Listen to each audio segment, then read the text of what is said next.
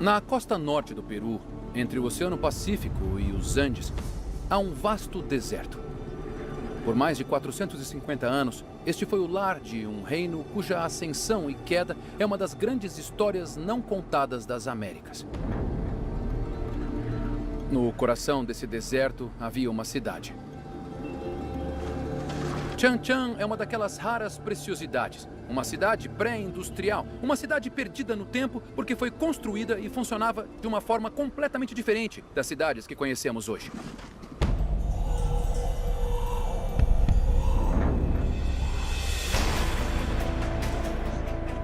Sou Jago Cooper e, como arqueólogo especialista na América do Sul, sempre fui fascinado pelos segredos e mistérios enterrados nas profundezas dessas paisagens inspiradoras e hostis. A história deste continente tem sido lembrada pelo Império dos Incas e pelos conquistadores espanhóis. Mas nesta série, vou explorar um passado mais antigo e esquecido. Vou viajar do litoral às nuvens em busca de civilizações antigas tão significativas e impressionantes como as de nenhum outro lugar na Terra.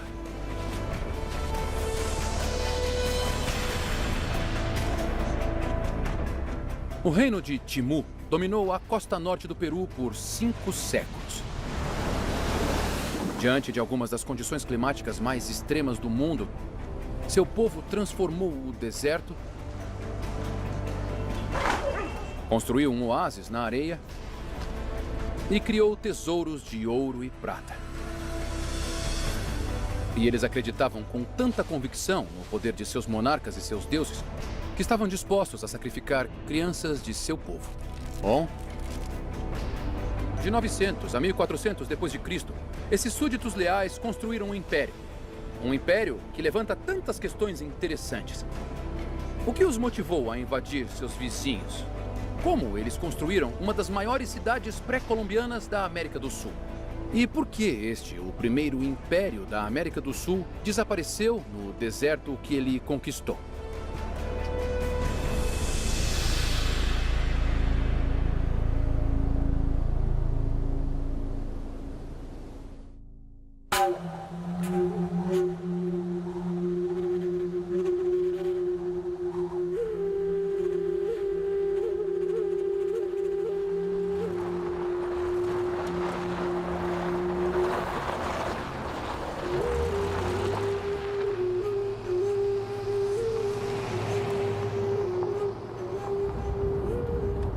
Eu adoro vir para a América do Sul. Há tantos tesouros arqueológicos não estudados aqui. Todo mundo já ouviu falar dos Incas, mas eles são apenas algumas centenas de anos de 12 mil anos de história deste grande continente. Há muito mais para estudar. E observando essas culturas perdidas, podemos ajudá-las a ocupar seu lugar de direito na história da América do Sul. Muito antes dos Incas, havia os Timus. E os Timus já foram reis. E com seus súditos leais, eles construíram o reino de Timú. Em seu auge, no século XV, esse reino se tornou um império, o primeiro na América do Sul. Se estendendo ao longo de 1000 quilômetros de deserto costeiro no que hoje é o Peru, ele era banhado pelo Pacífico pelo oeste e cercado pelos Andes a leste. Nesse terreno implacável, os Timus nos deixaram uma das maiores histórias arqueológicas da América do Sul.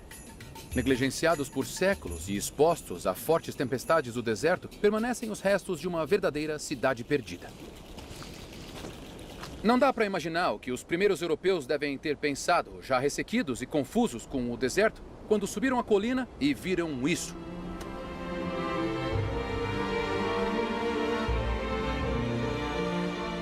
Esse é o Chan Chan, um dos maiores assentamentos de adobe do mundo.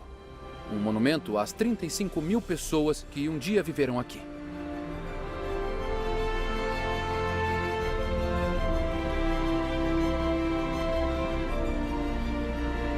Eles começaram a construir a cidade no século X e continuaram a expandi-la por mais de 500 anos. Chan Chan é tão intrigante quanto as pessoas que a construíram. Em 20 quilômetros quadrados empoeirados não há um único centro ou estrada. Muros, alguns com até 10 metros de altura, se elevam sobre você. Dentro deles estão os restos de 10 suntuosos palácios reais.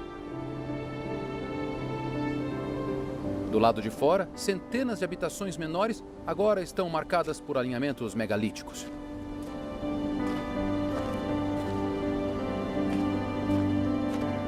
Chan Chan é um quebra-cabeça arquitetônico intrigante que reflete a sociedade Timu. Mas quando os espanhóis chegaram a Chan Chan na década de 1530, eles estavam apenas interessados em tomar o ouro Timu e impor o deus cristão deles. As pessoas aqui estavam céticas em relação a Adão e Eva porque tinham seu próprio mito de origem, de que as pessoas comuns do povo Timu vinham de um ovo de cobre, e as da família real, ou as mulheres, de um ovo de prata, e os homens de um ovo de ouro.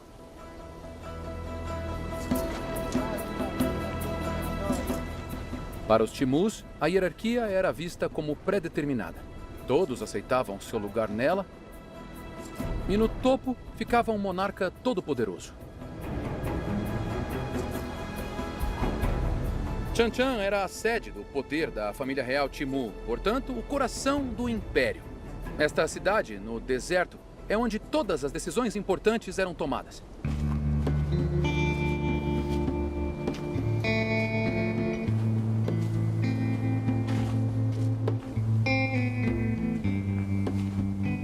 Em seus palácios, cercados de riquezas, a família real Timu organizava festas e sacrifícios e adorava deuses poderosos.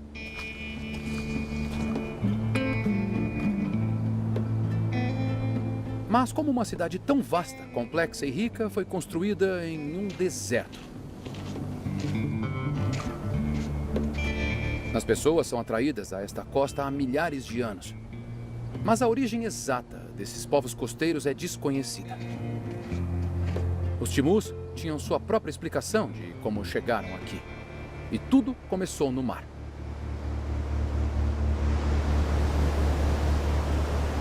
Ao lado da cidade de Chan Chan está o poderoso Oceano Pacífico.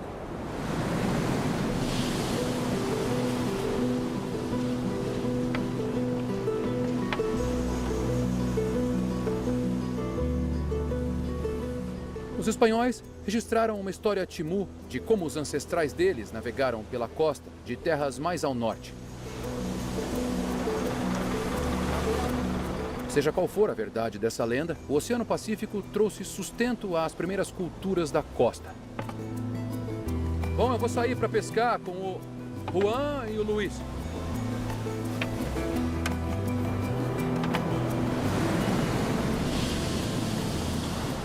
Passado o surf, eu estou muito impressionado com a vastidão daqui. Estamos indo direto pelo Oceano Pacífico. Descendo a costa, você passa pelo Chile e desce até a Antártida. Aqui, do outro lado da extensão do Pacífico, você vai direto até a Austrália.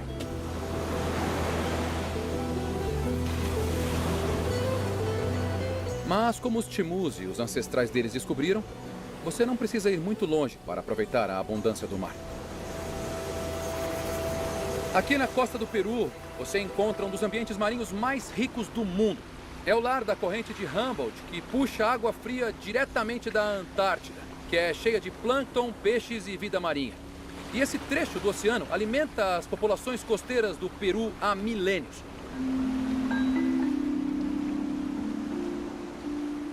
Eu consigo entender por que esses povos costeiros tinham medo do mar. Muitos acreditavam que as divindades o controlavam, determinando o clima e a pesca do dia. E que tipo de peixe vocês esperam pegar aqui? Corvinata. Corvinata? Corvinata. É? Coisas assim. E é uma espécie de tubarão? Não. São peixes pequenos. Tá bem. Não. Tomara que a gente pegue alguma coisa, então. Os Timus eram mestres em tecnologia de pesca. Eles usavam anzóis, arpões e redes para tentar capturar suas presas. E agora vamos tentar conseguir isso. Me ajuda? Claro. Por aqui. As redes de pesca dos Timus eram feitas de algodão e os arqueólogos encontraram centenas de pesos de pesca em sítios arqueológicos ao longo da costa. Os Timus acreditavam que seus deuses podiam agitar o oceano em tempestades e dotar suas criaturas de poderes sobrenaturais. Você vê muito pelicano em muitos dos frisos em Chan Chan e nos locais dos Timus. É um pássaro icônico para os Timus e eles foram usados na pesca porque ajudavam os Timus a identificar onde os cardumes de peixe poderiam estar quando estavam no mar. Quando chega ao outro lado da rede, há uma última boia. Pode soltar.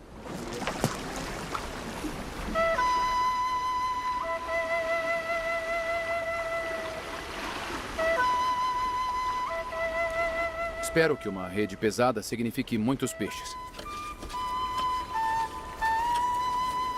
Que bom que tem um cara grande atrás de mim, porque tem que ter força para puxar isso aqui. Mas esta parte do oceano pode enganar. De tempos em tempos, as condições atmosféricas aquecem a água, matando seus nutrientes e forçando os peixes a procurarem comida em outros lugares. Isso não está acontecendo hoje. Mas não tenho certeza se os deuses estão conosco. Não Posso é puxar? muito, não. Pode. Puxa. É isso. Foram esses. Não é a melhor pesca de todas. A primeira vez é assim, né? É mesmo.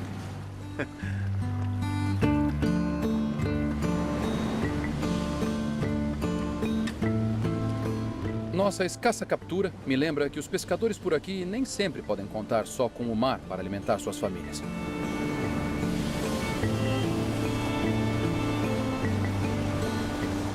As populações costeiras, incluindo os Timus, sabiam que os deuses poderiam mandá-los de volta à costa de mãos vazias.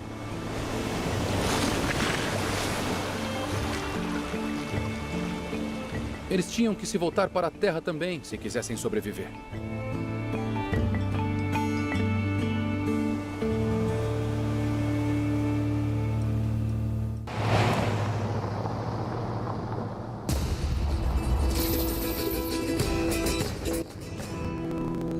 Mas abriga um recurso vital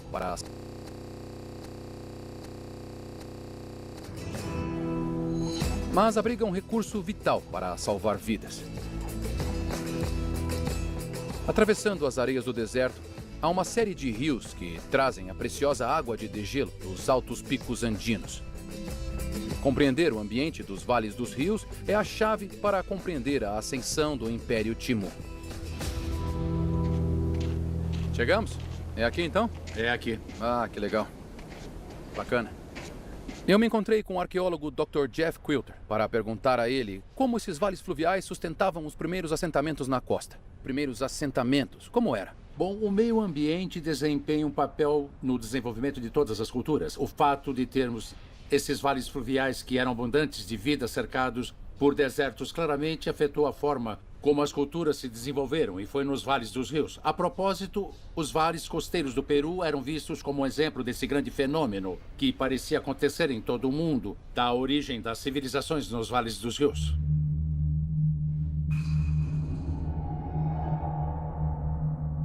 Antes dos Timus foram os Moches, uma das culturas mais violentas e sofisticadas das Américas. Por mais de 600 anos, eles governaram o Vale do Rio Moche. Acredita-se que o declínio deles, por volta de 750 d.C., ocorreu após um evento climático extremo tão catastrófico que se passaram quase 2 séculos antes dos Timus surgirem no mesmo vale. Você acha que os Timus teriam se estabelecido se não fossem os Moches antes deles?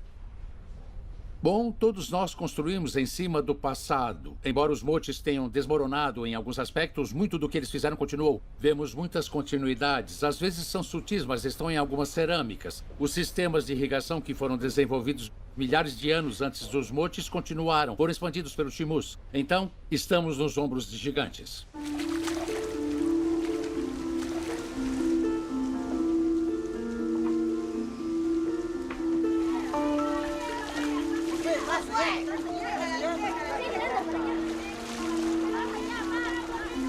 Mais de 200 anos se passaram entre o fim dos Moches e o surgimento do Império Timus. Muitos desafios permanecem os mesmos.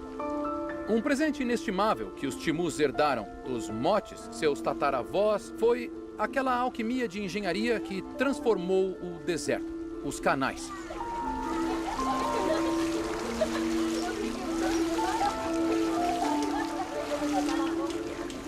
Os motes e seus ancestrais construíram canais por centenas de anos. Mas a escala e a ambição da engenharia Timu superaram tudo o que tinha sido feito antes. Eu vim para o Vale de Jequetepec, a apenas 120 quilômetros de Changchun, para ver como os Timus construíram seu ambiente. É difícil de acreditar, mas a terra por aqui já foi um deserto infértil.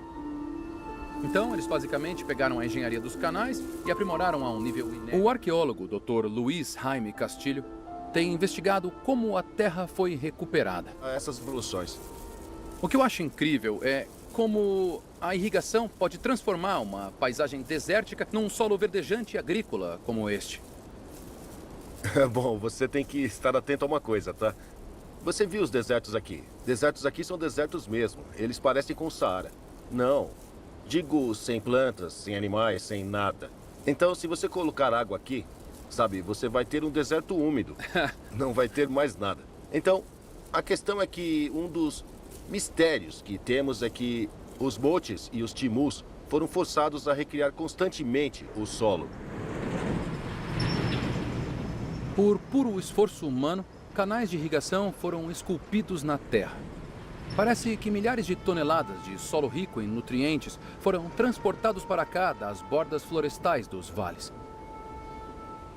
Sem maquinários nem rodas, inúmeros exércitos de homens e mulheres, ao longo de muitos séculos, transformaram as areias do deserto em campos férteis. Mas importar o solo foi apenas o começo da engenhosidade dessa população. Uma coisa que surpreende nos canais antigos é que eles serpenteiam muito. Não são retos como os nossos, eles serpenteiam. E provavelmente eles serpenteiam tanto assim porque eles queriam parar a água. Eles queriam fazer a água correr lentamente, bem, porque o inimigo do canal é a própria água. Se fluir rápido demais, vai cortar o canal. Então você quer que a água flua bem. A engenharia envolvida às vezes desafia a crença. Alguns canais têm um gradiente quase imperceptível de 1 em 10 mil. Durante os primeiros dias do reino, o povo Timu reconstruiu e expandiu a antiga rede de canais. Mas à medida que a população crescia, a construção do canal se tornou mais estratégica. Acho que os Timus provavelmente mudaram as regras, criando um canal maior que servia todo mundo e que claramente era controlado por eles. Este aqui, o canal mais alto, o mais longo, o mais largo. Dá para imaginar isso cheio de água escorrendo, sabe? É um rio. Ele coleta muita água e despeja tudo no deserto. Bom, este local tinha como... E conectando vales de rios separados a uma rede de aquedutos e canais, os Timus trouxeram essa água doce para os desertos. Milhares de engenheiros, operários e agricultores foram mobilizados em um esforço coletivo que capacitou a elite Timu a transformar seu reino em um império. Os Timus foram os únicos que organizaram toda a região em uma única organização política que foi gerenciada e administrada de forma central. Uma coisa que eles provavelmente aprenderam executando os sistemas de irrigação. Porque, sabe, os requisitos para a gestão do sistema de irrigação, de certa forma, imitam os requisitos para a gestão de um enorme território englobado pelo Estado. Então, é essa sociedade, essa é a incubadora das grandes sociedades complexas, ao meu ver, no Peru. Com os desertos irrigados, o povo Timu demonstrou gratidão oferecendo os frutos de seu trabalho à elite de Changchun como tributo. O excedente alimentou o crescimento populacional e aumentou o poder do Estado.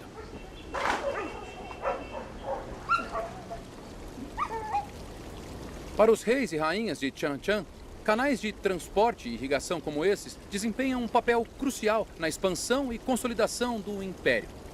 Foi a capacidade deles de mobilizar e controlar a força de trabalho qualificada necessária para construí-los que transformou a quantidade de terras agrícolas disponíveis. Por volta de 1300 d.C., a terra arável sob o controle dos Timus tinha passado de 19 km² a impressionantes 880 km². Mas a Terra, assim como o mar, estava sujeita a eventos climáticos extremos. E à medida que a população aumentava, também aumentava o risco representado por condições catastróficas para o abastecimento de alimentos. Diante do perigo, parece que os Timus recorriam aos deuses.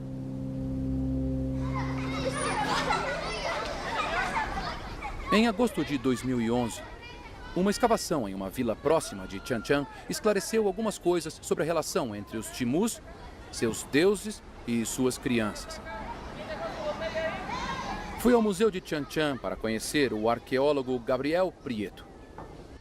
O que ele encontrou o deixou surpreso e horrorizado. É muito Olá, prazer. Então, esses são os materiais de escavação. Esses são os materiais. Eu queria dar uma olhada. A gente pode pegar alguns? Tá, Aham, ótimo. Claro, vai, pode pegar. Legal. Eu tenho que ter cuidado. É uma grande responsabilidade encontrar um local como esse e começar a escavar. E proteger dos saqueadores. É isso aí. Como é que você começou a trabalhar? Quando o Gabriel começou a escavação, ele nunca esperou que veria o que estava prestes a encontrar. Eu fui chamado por um dos vizinhos que morava por aqui. Ele me disse que os filhos dele estavam brincando com crânios humanos. e ele disse, você devia vir pra cá e ver, você vai entender. Então eu vim com minha equipe e aí a gente acabou com essa escavação incrível. Eu vou te mostrar. Tem que tirar bem devagarzinho, com cuidado. Gabriel encontrou os restos mortais de 43 pessoas. Evidências dentárias que sugerem que elas tinham entre 10 e 14 anos. Meninos e meninas próximos da puberdade. Os primeiros sinais indicavam um assassinato ritualístico em massa. Deixa eu virar um pouquinho pra você ver melhor. Aqui, olha. Bom. Que interessante. Tá literalmente perdendo a cabeça. Deixa eu... Então isso é uma substância ocre, é isso? Tinta? Sim, é tinta vermelha. Como pode ver, passamos na parte superior do rosto aqui, ó. Certo. E nos lados. Então, basicamente, 50% dos crânios femininos que encontramos tem esse padrão. E você acha Além que disso, tem alguma coisa a ver com o ritual? Foi feito de propósito, tem sim. Pra mostrar que eram crianças especiais. Elas foram oferecidas por algum motivo especial. Mas, como arqueólogo, sei que enterros em massa podem significar muitas coisas. Minha nossa.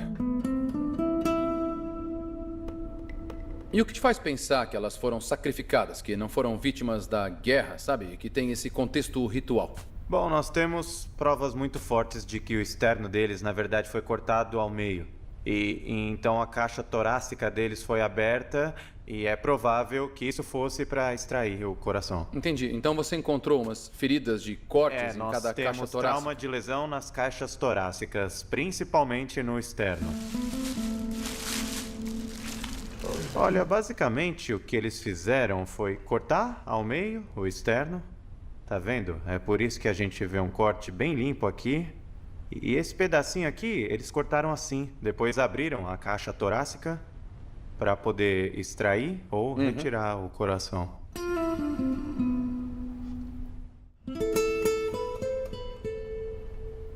Trabalhando com todos esses indícios, Gabriel está trazendo respostas às perguntas de como essas crianças morreram e por quê. Já que você trabalhou no local, qual seria a sequência de eventos que levaram à morte dessas crianças? Bom, é possível que em algum momento eles tenham reunido todas as crianças em algum lugar aqui em Tianchan. Elas podiam estar em um armazém ou em uma praça grande. Elas deviam estar sendo alimentadas, sabe, com alimentos especiais.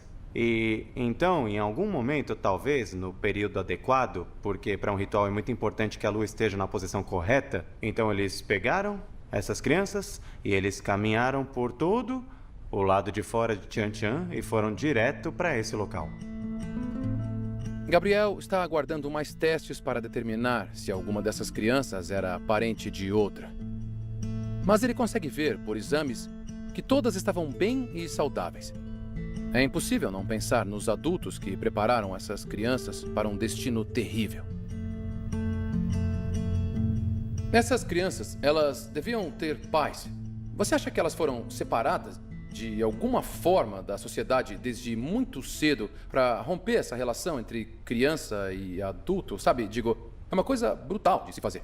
Do ponto de vista de um antropólogo, olha, é muito possível que dar o melhor que você tem, seus filhos, seus irmãos, por um propósito supremo, provavelmente era uma coisa que era feita pelos parentes delas como uma tarefa muito importante. E provavelmente proporcionou a eles um status especial dentro da sociedade Timu. Parece que esse massacre de inocentes era exigido pelo Estado. Mas o que poderia ser tão importante que faria um Estado sacrificar crianças jovens e saudáveis? Eu acho que esse contexto é um indício claro de que as autoridades Timu estavam tentando controlar uma situação difícil. Porque nós encontramos uma camada muito espessa de argila que está por cima da areia. Então, fica claro que houve uma chuva muito forte logo antes desse ritual e depois dele. Isso faz a gente pensar nos deuses e na importância do panteão Timu aqui. E fica muito claro que esse sacrifício foi feito não apenas para parar as chuvas, que eram muito perigosas e prejudiciais para eles, mas ao mesmo tempo tem o que eu considero o mais importante deus dos Timu, que na verdade é uma deusa, é a deusa do mar.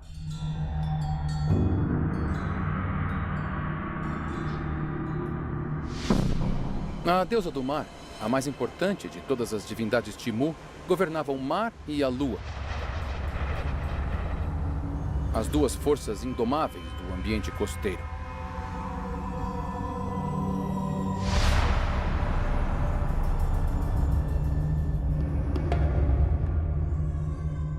Essas crianças teriam sido mortas para aplacar sua ira? O sacrifício humano é algo incrivelmente emotivo.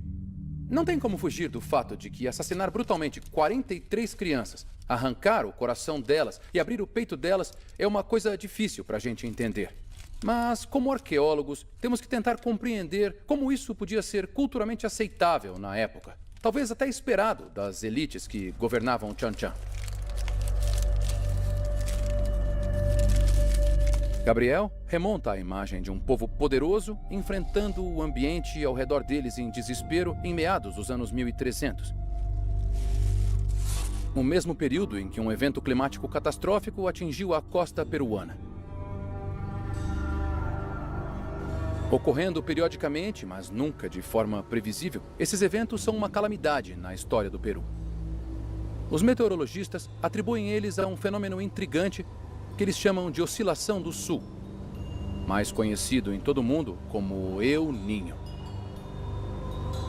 El Niños são uma anomalia climática global que periodicamente pode transformar os padrões climáticos locais. As consequências aqui na costa do Peru podem ser chuvas torrenciais que transformam esta paisagem árida em uma torrente de água irrefreável.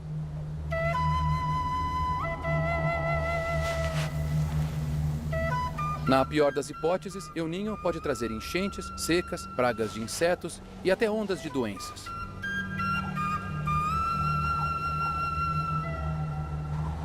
Então, quando os Timus sobreviveram a El Niño de meados de 1300, talvez eles acreditassem que os sacrifícios haviam apaziguado a deusa do mar. Mas os danos aos canais de irrigação deles parecem ter encorajado uma nova política, uma menos dependente dos elementos naturais. Eles abandonaram a construção de canais e parece que perderam o interesse na atividade de irrigação que consumia muito tempo. Em vez disso, optaram por uma nova estratégia. Uma estratégia que traria mais riqueza e poder aos reis e rainhas de Timu. A construção de impérios.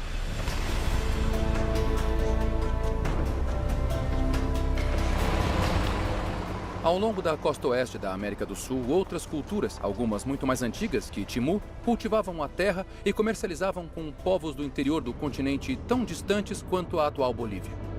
Olá! E nenhum era tão poderoso quanto os mestres da costa. Os Timus levaram apenas 100 anos para quadruplicar o tamanho de seu território. O vale do rio Lalete, perto da fronteira com o Equador, já foi o lar da cultura Lambayeque, que dominou a área desde a queda dos motes em 750 d.C.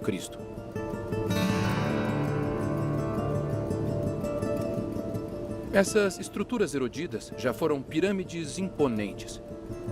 A partir daqui, a elite Lambayeque controlava um valioso comércio de metais preciosos e conchas, tornando esse local um alvo estratégico para os Timus.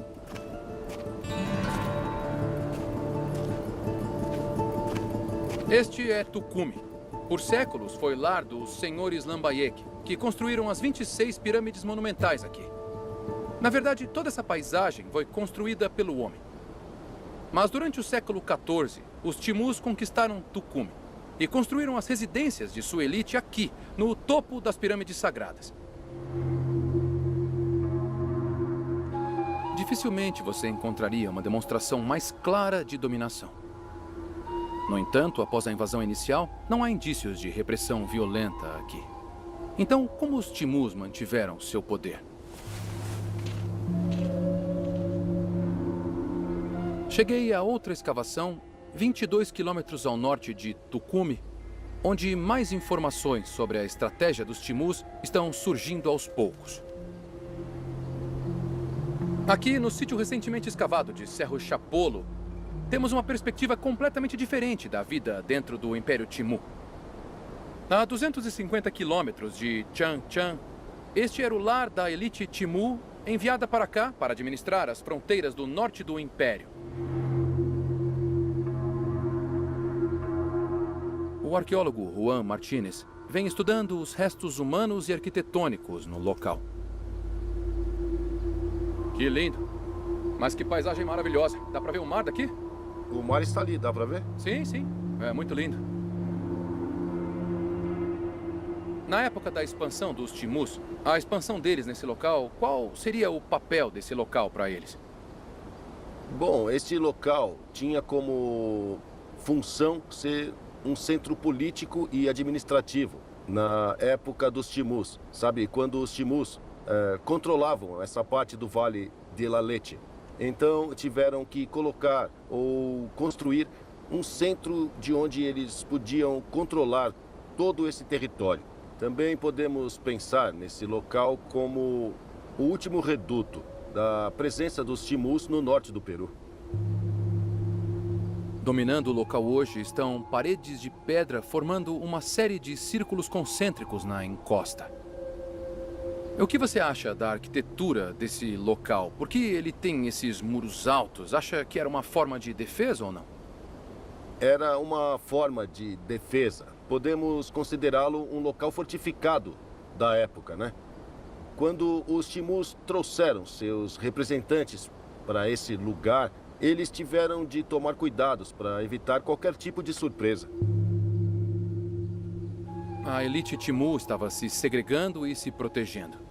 Mas, assim como em Tucumí, há indícios de que a ocupação do local foi pacífica. Não encontramos indícios de sacrifício ou de que alguém tenha sido morto com violência.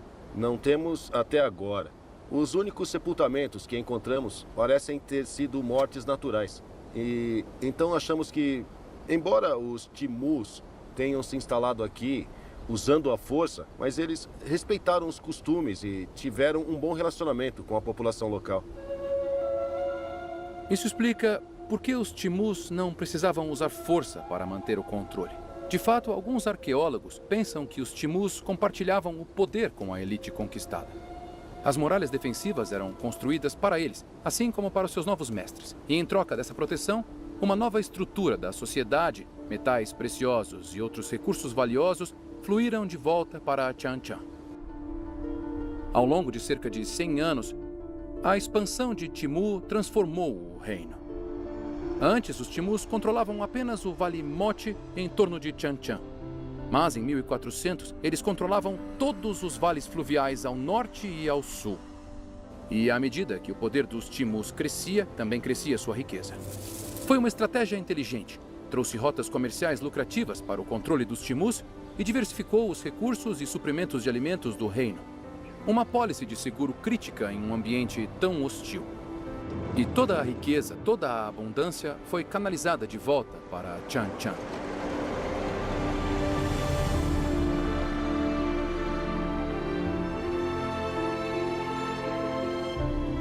No início do século XV, Chanchan era o centro da família real. Um panteão de deuses poderosos e o império mais poderoso do Peru. Quem tiver dúvida é só levantar a mão, tá bom? Levem dúvidas pra casa. É a hora de perguntar. Hoje é um destino turístico popular. Séculos de tempestades no deserto apagaram muitos dos detalhes da decoração da arquitetura de adobe.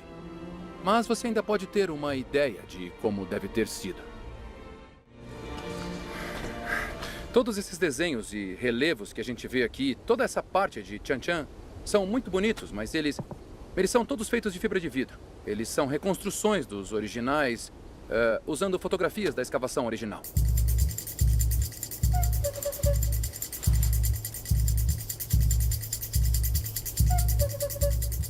Os visitantes adoram o complexo do Palácio Reconstruído. Mas, como arqueólogo, estou interessado nos restos autênticos, por mais desgastados que estejam. Quero saber como os complexos palacianos, os centros administrativos e as diferentes partes da cidade funcionavam juntos. Porque só assim vou conseguir entender de verdade como esse local se tornou o centro de um estado unificado. Quando você se aproxima da cidade pelo solo, você não consegue ver os palácios porque estão guardados atrás de muros imponentes que evocam uma sensação de poder e segregação. O arqueólogo Guilhermo Gonzalez explicou o papel dos muros na hierarquia Timur.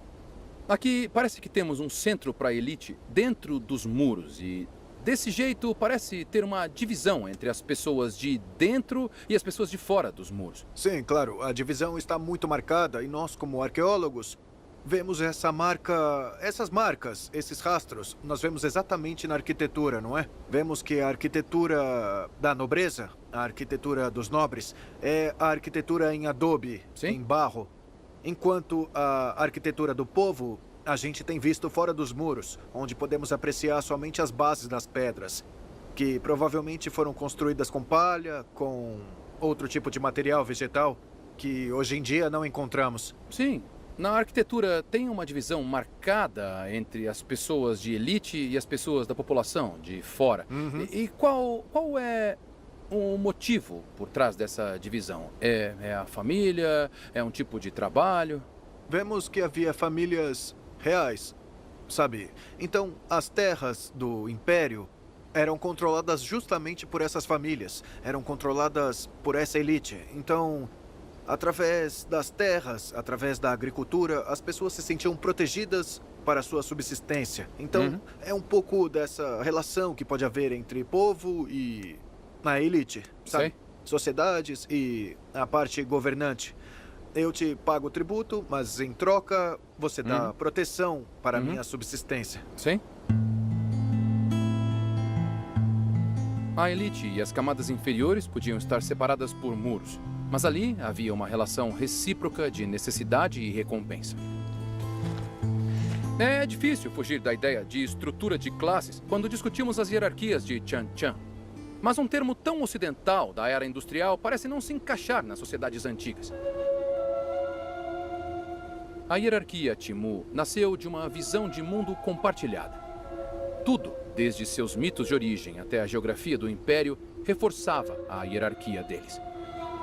O nível mais baixo, os pescadores e agricultores, vivia além dos limites da cidade. O nível seguinte, os artesãos, vivia mais perto do centro do poder, apertado nos espaços entre os complexos do palácio.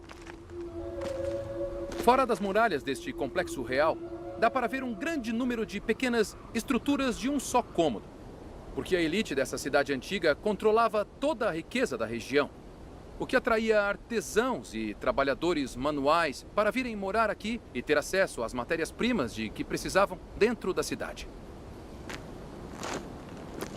Esses pequenos espaços, aglomerados entre os 10 palácios, já abrigaram até 90% da população da cidade. As condições aqui devem ter sido apertadas, mas com certeza não era um gueto para uma classe de escravizados.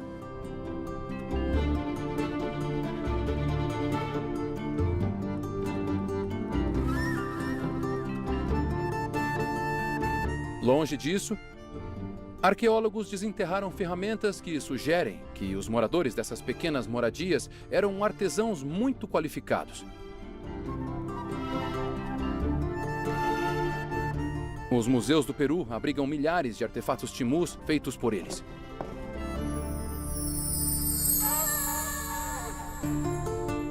Vasos com retratos que dizem ter sido inspirados em indivíduos da elite sugerem a relação integral entre poder e arte em Chan-Chan.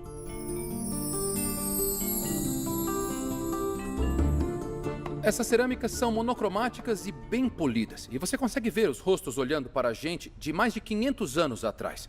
Mesmo que essas cerâmicas sejam impressionantes e únicas, na verdade são os metais de Chan-Chan que tornam os timus tão famosos.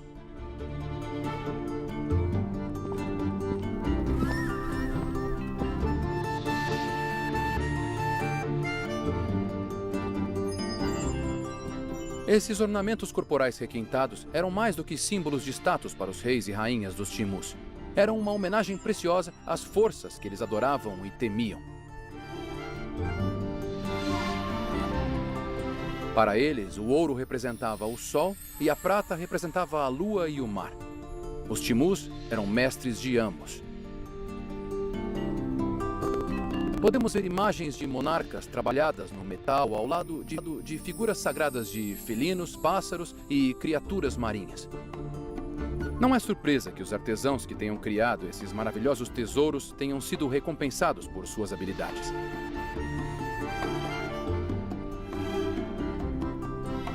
A classe artesã de Chan-Chan tinha privilégios especiais. Eles podiam usar alargadores de orelha, se casar uns com os outros e serem enterrados em seus próprios cemitérios. Mas isso não era uma meritocracia. Os timus nunca esperavam ascender socialmente. Os artesãos que viviam entre as paredes do palácio eram autorizados a entrar, mas provavelmente não por muito tempo. Em Chan-Chan, os arqueólogos encontraram um grande número de depósitos, onde os espólios do reino eram guardados. Mas se os moradores quisessem ter acesso a um desses depósitos, eles teriam que caminhar por esses longos para serem trabalhados, e em troca traziam seus tributos às audiências.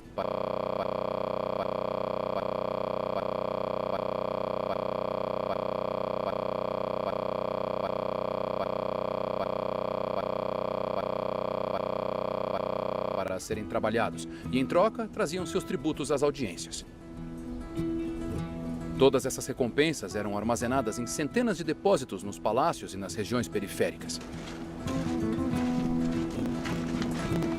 Os timus não tinham moeda, então esses depósitos eram como bancos, acumulando a vasta riqueza de todo o império aqui na capital. Todos os níveis da sociedade timu pareciam trabalhar juntos, dando e recebendo tributos. Mas todos pareciam saber a que lado dos muros do palácio eles pertenciam.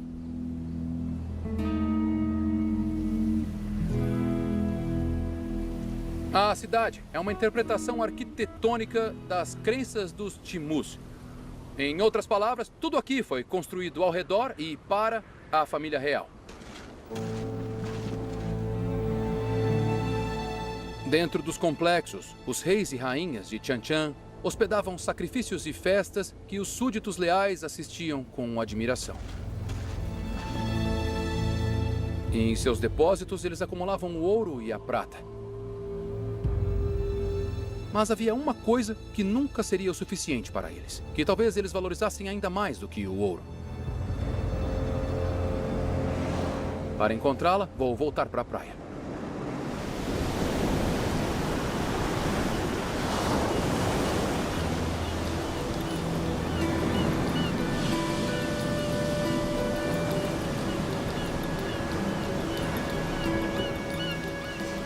Essa é a concha Spondylus, encontrada mais acima na costa, nas águas mais quentes e profundas do que hoje é o Equador. Para os timus, esta pequena concha era muito valorizada como símbolo de status. Cronistas espanhóis registraram que os timus acreditavam que a ostra dentro dela era o alimento dos deuses. A concha de um rosa vívido adornava joias e artefatos preciosos dos Timus. Mas seu valor ia além de seu exterior vibrante. Ela com certeza tinha outras qualidades que as tornavam tão preciosas. Uma teoria bastante interessante é que durante as condições prolongadas do El Niño, as temperaturas da superfície do mar aqui teriam se elevado, fazendo com que as espôndilos descessem e viessem para a costa do Peru. Acredita-se que os Timus pensassem que a espôndilos tinha algum tipo de poder profético e que era o prenúncio da destruição. Como o próprio mar, a espôndilos seria dotada de poderes sobrenaturais.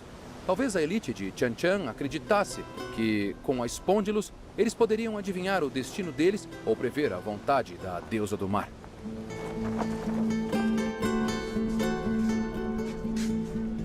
Hoje em dia, as conchas espôndilos podem ser encontradas nos mercados turísticos do Peru. Um triste eco dos dias em que eram apreciadas pelo valor espiritual. Olá, Oi, como vai? Muito bem. São todas conchas espôndilos? Sim. Sim? Elas são muito lindas. Gostou? Sim, eu adorei. Como muitas culturas antigas, os Timus enterravam os mortos com seus bens mais preciosos. Vou ver o esqueleto de uma mulher Timu que foi escavado. Esses restos mortais podem trazer respostas sobre o verdadeiro valor dessas conchas enigmáticas. Em 2010, essa senhora de meia-idade foi escavada. E junto do corpo foram encontrados todos os seus bens funerários. Uma linda cerâmica Timu, belos objetos feitos de cobre, mas o bem mais valioso aqui, ela segura na mão direita. É uma concha espôndilos.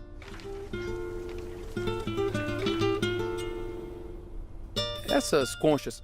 Não havia equipamento de segurança em Timu. Eles tiveram que mergulhar até o fundo do mar e retirá-las do fundo. E elas representam o item mais valioso da cultura Timu.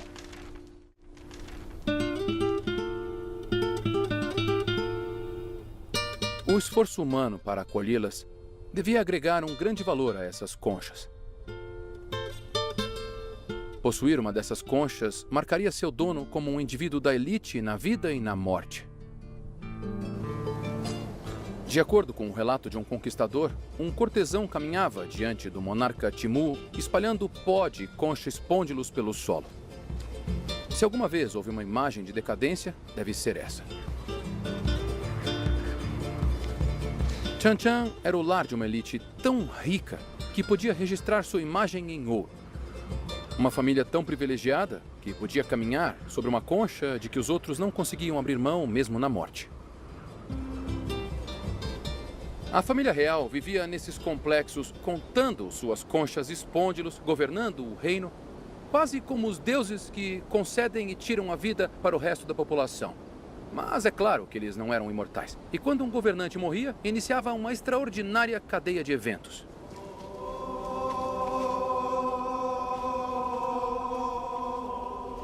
Em todo o Peru, a morte sempre foi vista como a continuação de uma jornada.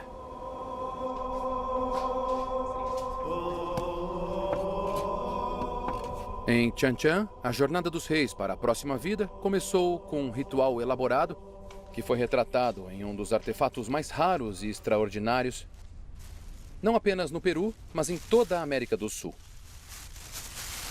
Eu mal podia esperar para vê-lo. Então é só desembalar esta caixa e dentro tem essas lindas estatuetas de madeira. E pela data, sabemos que são dos Timus. É muito raro encontrar artefatos de madeira preservados. É um privilégio olhar o interior e ver essas estatuetas de madeira representando uma cena de um enterro Timu. O nível de preservação aqui é incrível. Ainda dá para ver as cores da pintura na parte de trás dos frisos, mostrando os peixes aqui atrás. É lindo. O que vimos em Chan Chan é a incorporação física da ideologia Timu construída no próprio tecido da cidade. Esse artefato extraordinário reúne os ricos fios da cultura Timu em uma cena evocativa de vida e morte na capital. É realmente de tirar o fôlego. Aqui temos uma bela coleção de miniaturas, estatuetas de madeira que retratam o enterro de um Timu da realeza. Encontradas em 1995, elas reforçam muitos dos detalhes que descobrimos com as crônicas escritas pelos primeiros espanhóis que chegaram aqui no litoral do Peru. Aqui dá para ver os restos mumificados do Timú da realeza sendo transportados em uma procissão funerária em direção ao complexo do palácio. Dá para ver as penas preservadas, e é isso que dá essa cor à cestinha. Nas estatuetas, cada uma tem uma incluído diversos dentro desta procissão, de membros da família real a sacerdotes.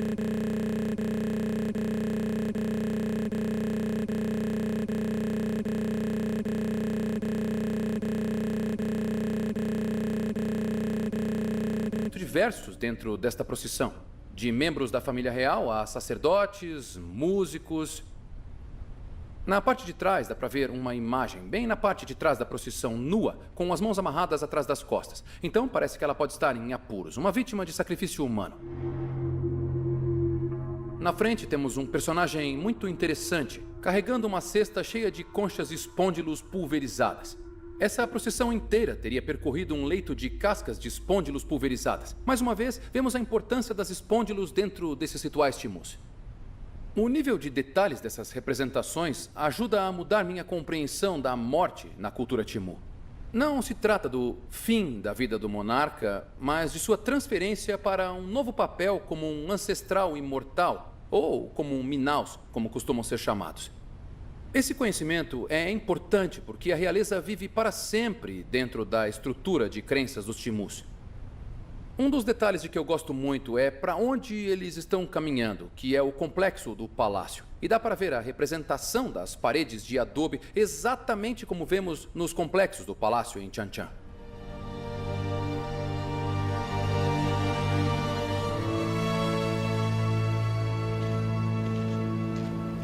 É fácil imaginar o cortejo fúnebre carregando o corpo do monarca vestido com seus trajes funerários, passando por esses portões em direção à próxima vida.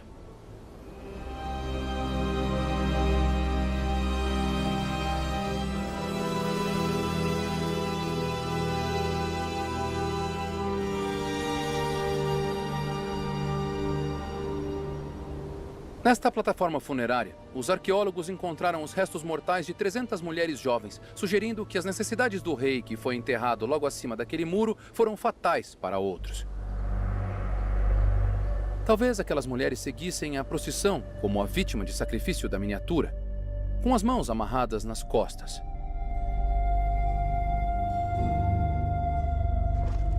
O monarca estava a caminho de se tornar um Minaus, um ancestral imortal que teria domínio sobre seu povo para sempre.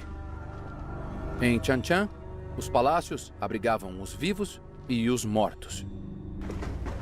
Este é o túmulo real, onde o rei ou a rainha seriam colocados na transição entre a mortalidade e a imortalidade.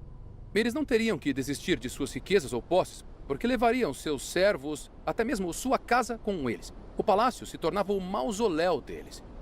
Isso significava que o herdeiro do trono tinha que provar seu valor conquistando novas terras e construindo o próprio palácio. Essa tradição é conhecida como herança repartida. O próximo na linha herdava o direito de governar, mas não a riqueza ou os bens que pertenciam ao monarca anterior. Para ganhar os próprios tributos, os monarcas tinham que dar algo de volta ao seu povo. Isso significava que cada novo rei ou rainha ficava muito motivado e ansioso para demonstrar sua ambição. Sabendo que cada novo rei ou rainha tinha que estabelecer a própria reputação, isso explica o impulso implacável deles, essa agressão Timú para conquistar novos territórios. Também explica por que há tantos palácios aqui em Chan Chan e por que todos datam de diferentes períodos.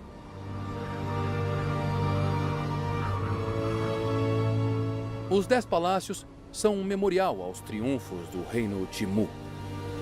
Um reino em que o povo trouxe água para o deserto e vastas riquezas para seus reis e rainhas, onde sacrifícios chocantes eram feitos para apaziguar os deuses, para proteger o reino dos elementos naturais.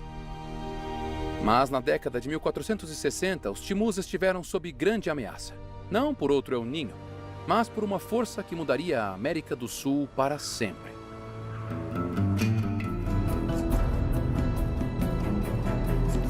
Em Enquanto os Timus estendiam sua fronteira norte, outro império estava em marcha, o Inca. De suas fortalezas andinas mais ao sul, eles se preparavam para conquistar a costa. Por volta de 1463, soldados incas uniformizados desceram das montanhas para encontrar os Timus.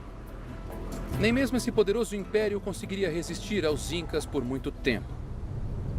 Em cerca de 1470, o último rei dos Timus foi derrotado e exilado em Cusco, a capital do império vencedor. Uma sociedade que encarnou a hierarquia por 450 anos, de repente fica sem governante. Sem ninguém no controle, os Timus se perderam.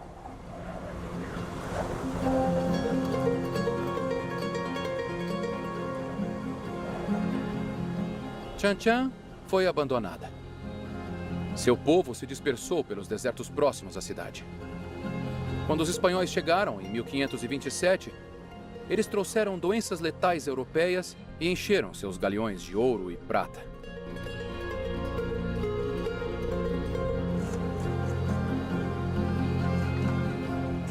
Tragicamente, as ruínas de Chan-Chan foram saqueadas repetidamente nos últimos 500 anos.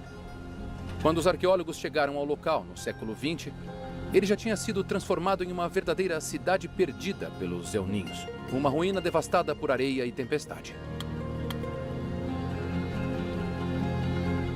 Depois de séculos de negligência, o meticuloso processo de conservação e escavação está em andamento. Então, não dá para deixar de notar a diferença, sabe? É surreal. A arqueóloga Margarita Penha está supervisionando o projeto.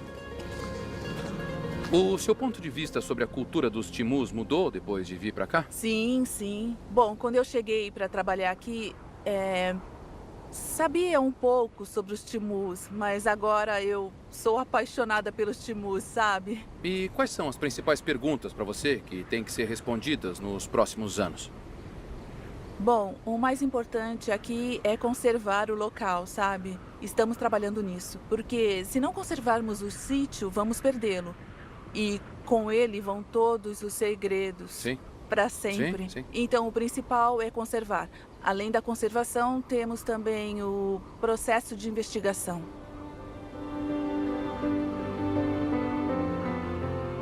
Hoje, Chan-Chan goza do status e da proteção que merece. Em 1986, se tornou patrimônio mundial e conquistou seu lugar de direito no panteão das grandes culturas do Peru. Os palácios, frisos e estruturas de adobe frágeis têm sido protegidos e exibidos. E é um testemunho dos construtores dessa cidade incrível que, 500 anos após o último rei de Timu ter sido exilado pelos Incas, os corredores, praças e palácios de Chan-Chan ainda inspiram tanta admiração.